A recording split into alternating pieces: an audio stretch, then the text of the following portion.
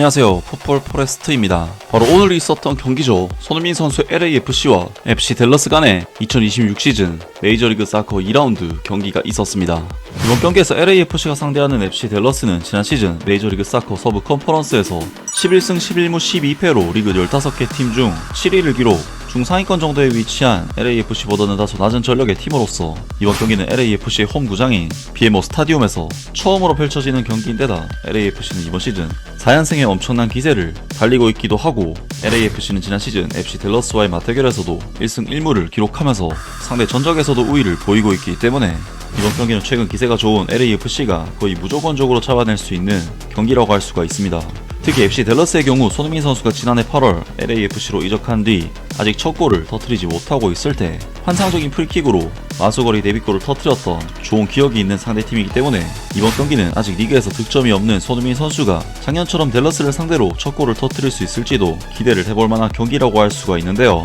이번 경기에서 LAFC의 마크 도 산토스 감독은 위고 오리스 골키퍼, 세르지 팔렌시아, 라이언 포티어스, 은코시 타파리, 에디 세구라, 스테판 유스타키오, 티모시 틸만, 마크 델가도, 다비드 마르티네스, 손흥민, 드니 부안가 선수까지 최근 LAFC의 계속된 연승 행진을 이끌어낸 선수들이 그대로 출전 기회를 받으면서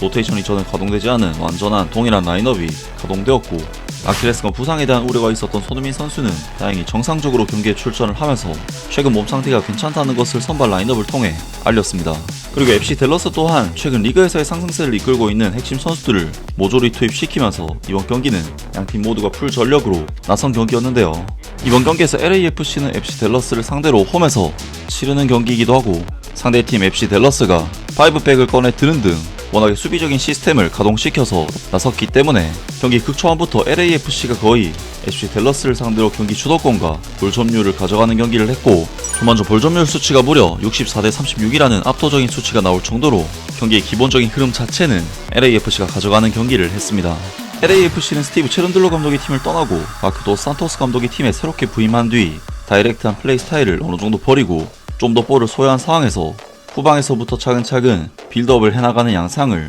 보이고 있는데, 이번 경기에서도 LAFC는 FC 댈러스에 비해 단순히 팀적인 전술 시스템의 차이뿐만이 아니라 선수들의 전반적인 퀄리티와 능력이 확실히 볼을 다루는 능력에 있어서 FC 댈러스보다 훨씬 좋은 팀이라는 것을 처음부터 보여주는 경기력을 보였습니다. 하지만 이번 경기는 의외로 FC 댈러스가 기본 베이스는 물론 수비적인 시스템이긴 하지만 마냥 수비만 하는 것이 아닌 기회가 될 때마다 공격적으로 라인을 올리면서 LAFC를 상대로 승리를 거두기 위한 공격적인 운영을 했는데, 때문에 FC 댈러스는 공격 시퀀스가 끝나거나 도중에 끊기는 경우 LAFC의 빠른 전환의 역습에 위험을 노출했고, 상대 뒷공간을 후벼파는 능력에 있어서 이미 월드클래스로 인정받고 있는 손흥민 선수는 FC 댈러스의 후방 수비 라인을 침투하는 좋은 움직임을 보여줬는데요. 특히 전반전 4분 손흥민 선수는 유스타키오 선수의 환상적인 킬패스를 이어받아 FC 댈러스의 수비 뒷공간을 완벽하게 허무는 움직임을 보였지만, 이것이 상대 수비수인 샤킬 무어 선수에게 1대1 경합에서 패배하면서 볼을 뺏기고 말았고, 전반전 5분에도 손흥민 선수는 위협적인 침투 움직임을 가져갔지만 이번에는 손흥민 선수에게 향하는 패스가 너무나도 길었기 때문에 찬스가 무산되었습니다. 그리고 전반전 9분에도 손흥민 선수는 순간적으로 부안가 선수가 탈취해낸 뒤 패스해준 볼을 페널티 박스 안으로의 침투 움직임을 통해 받았고, 박스 안에서 골키퍼에게 걸려 넘어지는 장면이 나왔지만 이것이 아쉽게도 LAFC의 PK 찬스가 아니라 손흥민 선수의 헐리우드 액션 파울로 인한 옐로우 카드로 선언이 되면서 LAFC는 손흥민 선수가 전방에서 계속해서 좋은 움직임을 보여줬지만 아쉽게도 뭔가 결과물을 만들어내지는 못했습니다. 그리고 손흥민 선수는 전반전 22분에도 정말 기가 막힌 타이밍의 침투를 통해 상대 뒷공간을 또다시 털었고, 이것을 무리하지 않고 기다렸다가 침투하는 드니 부안가 선수에게 완벽한 찬스를 만들어줬지만 아쉽게도 부안가 선수의 슈팅이 콜로디 골키퍼에게 막히면서 손흥민 선수의 어시스트 기회가 무산되고 말았는데요. 그리고 손흥민 선수는 전반전 25분에는 상대 골키퍼인 콜로디 선수에게 강력한 전방 압박을 통해 거의 볼을 뺏어내기 직전까지 가는 등 손흥민 선수는 기회가 있을 때마다 최전방에서 계속해서 왕성한 움직임을 통해 FC 댈러스 수비진이 부담을 느낄 만한 플레이를 계속해서 펼쳤고, 이는 FC 댈러스 입장에서 수비 라인을 끌어올리기에 조심스러워질 수밖에 없는 손흥민 선수의 좋은 움직임이었습니다. 하지만 LAFC는 이번 경기에서 볼 소유권을 잡고 있는 것에 비해 중원에서의 볼 경합에서는 선수들이 그렇게 높은 승률을 보이지 못했기 때문에 FC 댈러스에게 볼을 탈취당한 뒤 찬스를 내주는 상황도 많이 있었는데 LAFC는 전반전 28분 FC 댈러스의 윙백인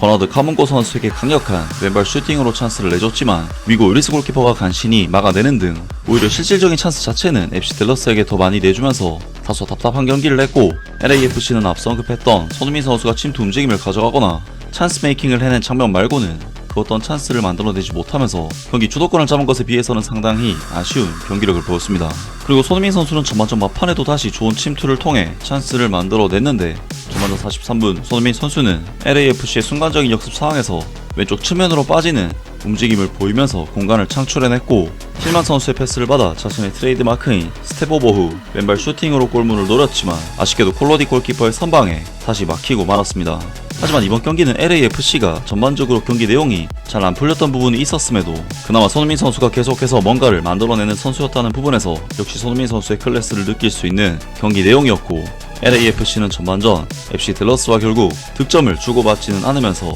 0대0의 스코어로 후반전에 돌입하게 되었습니다. LAFC 입장에서는 물론 전반전 내용이 답답한 부분이 있었지만 그나마 손흥민 선수가 찬스 메이킹을 해준 부분이 있었고 손흥민 선수 외 다른 공격수들의 활약은 더욱 아쉬운 수준이었는데 LAFC의 또 다른 TP 선수인 드니 부안가 선수는 확실히 찬스를 만드는 부분에 있어서는 아쉬운 영향력을 보이는 선수이다 보니 이번 경기에서는 거의 잠수에 가까운 경기 내용이었고 그나마 다비드 마르티네스 선수가 몇 차례 좋은 드리블 돌파를 보여주긴 했지만 마무리에 있어서는 아쉬움이 있었는데요. 그래도 수비적인 부분에 있어서는 LAFC의 미국 유리스 골키퍼가 이번 경기에서 계속해서 신드린 선방으로 팀을 구해냈는데 47분 LAFC는 패링턴 선수에게 골문 앞 단독 찬스를 내줬지만 유리스 골키퍼가 결정적인 세이브를 해내면서 무실점 상황을 지켜냈는데요. 그리고 48분 LAFC는 손흥민 선수가 기점 패스를 제공하면서 마르티네스 선수에게 찬스가 발생을 했지만 오른발 슈팅이 안되는 마르티네스 선수는 어처구니 없는 마무리로 찬스를 날려버렸고 LAFC는 리그 최강급 공격진을 보유한 팀이긴 하지만 손흥민 선수가 내려와서 받아주기만 하는 상황은 공격력을 크게 약화시키는 상황을 만들었습니다. 하지만 이번 경기에서 마무리에 있어 아쉬움을 보였던 다비드 마르티네스 선수가 그야말로 미쳐버린 슈팅으로 경기 상황을 바꾸게 되는데 55분 유스타키오 선수의 패스를 받은 다비드 마르티네스 선수는 자신 있는 왼발로 중거리 슈팅을 시도했고 이것이 정말 기가 막히게 감겨져 들어가면서 LAFC는 굉장히 답답했던 이번 경기에서 마침내 리드를 잡아내는 데 성공했습니다. 그리고 실점 이후 마음이 급해진 FC 댈러스 선수들은 거친 반칙들을 저지르기 시작하면서 LAFC 선수들을 위협했는데